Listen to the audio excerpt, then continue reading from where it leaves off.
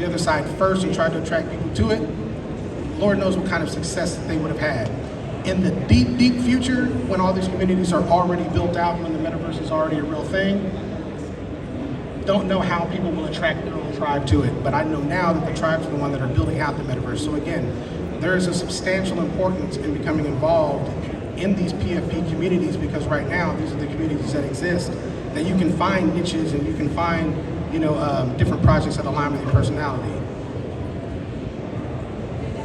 Yeah, that's a good point, that it may be the sort of the reverse of what we've known, and we've built the community, and now we create the space for us to all meet, gather, exchange, rather than build the space, try to attract people to come in. Then you have also a much more like-minded community, same values, so what you build is built from the community.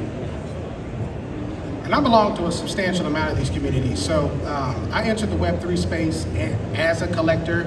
I still am a very active collector. And these are the conversations that we are having within our own communities. So I collect primarily on BNB Chain. I am a BNB Chain NFT maxi. If you guys aren't familiar with the projects that are on BNB Chain, I suggest that you find them, because that's where a lot of strong communities are. Because we don't have the luxury of being able to pump our projects and sell them out within 15 minutes. Oftentimes we have to add a substantial amount of utility. Our communities have to survive for a lot longer to mint out projects. We have projects sometimes that take 7, 8, 9 months to mint out before the momentum builds and they're finally able to get the liquidity to finish. So community building is something that we definitely do over on the BNB chain. Also thinking outside of the box is something that we definitely do on the BNB chain, because one of the things that we have to be in order to be competitive is to be competitive, is to be, like I said, think outside the box, be more innovative, come up with solutions. And that's one of the things that we're discussing in our communities, is entering the metaverse, is the type of spaces to build, is having community and team meetings inside of the metaverse, being able to, instead of having town halls or Twitter spaces on Twitter, being able to conduct those in metaverse spaces that we build out that are surrounded not only by our project, by partner projects. So these are active conversations that we're having within our BNB communities on BNB chain. So yeah, I definitely feel that that is going to be the entry point for the majority of us into what we feel, is our place in the metaverse. You had me at utility. I think that's a good transition to talk a little bit about mass adoption.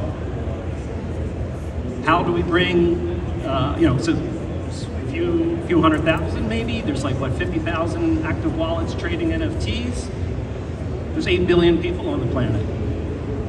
How do we get the masses? How do we bring it to the reality of not just the small group of tech leaders, but to the average everyday person, to give them the benefits, the ability to use these digital tools for themselves.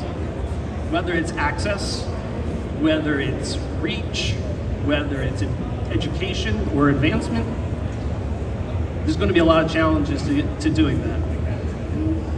What do you think some of the challenges are that we're going to have to overcome to bring this to mass market?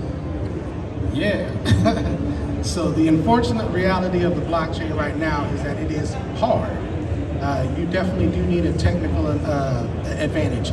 So the example that I gave you earlier of spatial is the first step of mass adoption. Being able to, so a couple things about spatial, right? You're able to first and foremost download it through a medium that you're already familiar with, which is the Apple Store. So I think that that's the first step to mass adoption, is being able to interact with these different apps as an app.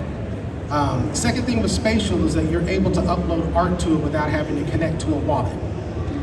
So this is a metaverse that you can participate in. You can share links, you can showcase your gallery without even having a wallet. You can use personal artwork that you already have stored on your computer. You can use pictures.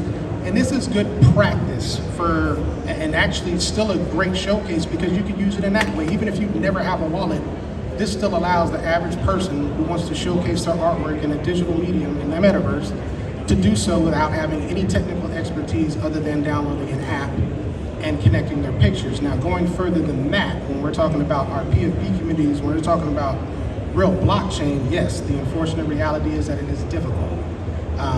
I do not believe that mass adoption will occur with the current process for purchasing NFTs and for integrating with the Metaverse. It is enough of a challenge for me to even convince people to use BNB chain instead of Ethereum, because even that's easier. Mass adoption, I believe, will come through more solutions and apps like Spatial. Spatial is actually well funded, so they may end up being one of the leading providers that comes across as a pioneer in mass adoption for the Metaverse, but there are others as well. And I am looking forward to seeing how the bigger entities like Yuga Labs or Sandbox, these are large enough companies with enough funding that they could easily create the same kind of things, but that would be it. To create an interface where people can interact without having to download a wallet, that they can do so straight through their phone without having to buy an Oculus or any additional equipment. And like I said, that technology already exists. It just needs to become more of a mass, and more competition needs to exist. I mean, you guys said it, education and access. Those are gonna be the key 2 points. But if you were an OG and, let's say, been in crypto since 2015, finding information from then to getting into the crypto space in 2017 and the amount of information providers to now, everybody's bank is sending them an email saying, hey, just want to let you know you could buy Bitcoin now through your banking app, and that could be a part of your investment portfolio. So access and education is slowly starting to transition. So mass adoption is realistically only a matter of time. The next major point to ensuring that mass adoption occurs is access. And that goes into a whole lot of hardware. Yeah, I think coming from a technology background, I echo Marcus here with the user experience is terrible. Both the interfaces, the workflows, and these are the things that we need to overcome. We need to build better, recognizing that there's no way that our parents, our grandparents are ever going to be able to understand how these things work if we don't simply make it easier. Make it more accessible for people to get in. And it's going to require the builders to take on some of that responsibility. And whether it's masking things behind the scenes, maybe it's a better interface, but it's the responsibility of the builders to create a better product, to allow average, everyday people the ability to access the Metaverse. Yeah, and even people who are pros on the blockchain may not necessarily be pros on the Metaverse. Same here with me. Another example that I was talking to you about yesterday, as far as literally building your digital identity in the Metaverse. And this also integrates with Spatial. You know what? Spatial might be the best app on earth. So if anybody from Spatial hears this, please, you got some free advertising for me. But they have an integration. You can actually build an avatar in Spatial. And it's through a separate company with its own separate funding, which will also be, I think it's gonna be interoperable as well. So be on the lookout for it. It's called Ready Player Me. What it allows you to do is a couple different things. You can either build out an avatar based off of pre-selected generic forms that they have, and you can customize it from anything from skin tone to the shape of the beard to hair, glasses, clothes that it's wearing. Or you can take a picture of yourself and it will do its best to clone you. Sometimes it's flattering, sometimes it's not. But the purpose of that is to create a digital representation of yourself. The future of that as well, tying back into NFT PFPs.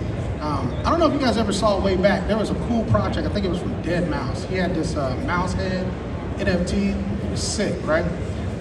Well, the ability to collect NFTs, to collect different wearables, accessories like that, and integrate it into a platform like Ready Player Me, and add that as part of your profile is also a way to actually physically broadcast to the world that I align myself with this PFP or this community.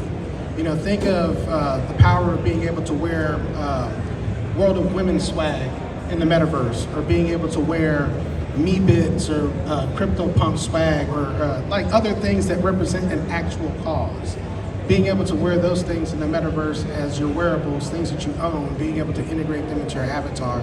That is current technology, and again, you know, it's kind of isolated to one platform that's building it right now, but as it becomes commonplace, that's literally, in that sense, how we will represent ourselves digitally in the metaverse. You said it best.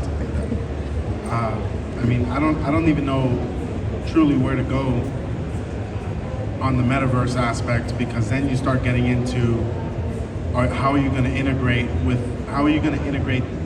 your metaverse identity with your real day-to-day identity, and are these going to be wearables? Is this going to be AR, VR? How are we going to really showcase this kind of integration? I mean, right now it seems like we could go any which way. Yeah, you're definitely right. I actually want to open up the audience to some questions. We're getting kind of to the last half. Does anybody out here have any questions? Would love to answer something. If you want to raise your hand and go ahead and...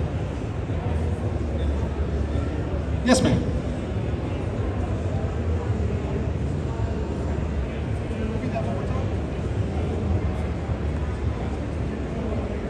We got a question? Yes, okay. So does it make a difference what platform the NFT is minted on? Currently, yes. Hopefully in the future, no. And I'll kind of expand on that. So yes, if your purpose of getting into the blockchain right now is to do these things, right? Build your identity, build your communities, it would behoove you to enter into projects that have a lot of traction, that have large communities, that have a lot of liquidity, that have a good roadmap and are moving forward. And the blockchain that you choose, the amount of liquidity that's on that blockchain, the size of the amount of people, and that's all going to dictate what kind of communities you find. And not to take away from smaller communities, the blockchain, like I said, that I'm a maxi on, BNB chain, happens to be we have a smaller community of NFT collectors, but I find a substantial amount of value in that because I've gotten to know them. Are there thousands of people on the blockchain in our community that I get to talk to? No, but eventually we will build that diversity. Now, one of the things that we're all doing to combat that, projects that I've talked to, not only on our chain, but even on the Ethereum chain and Solana chain, are starting to build cross-chain compatibility and utility. A lot of projects, even projects on our end, are starting to release either secondary projects on other blockchains to try to tie into communities. Most of those communities that these projects are reaching out to, if they're trying to partner with on other blockchains, are communities that have like-minded concepts or morals or values. So that's another way, again, how tribe finds tribe. So currently, yes, it does matter. In the future, as we continue to grow, as more people continue to come into space, because even right now, like for all we know, Ethereum could be super popular just because regionally it's the easiest thing to enter into, right? When other countries start to adopt it, they may come in through different blockchains. And then that blockchain may see a huge surge in liquidity, and their communities may start to build and may start to surpass some of the ones that have been built on Ethereum. So we just don't know. But currently, yes.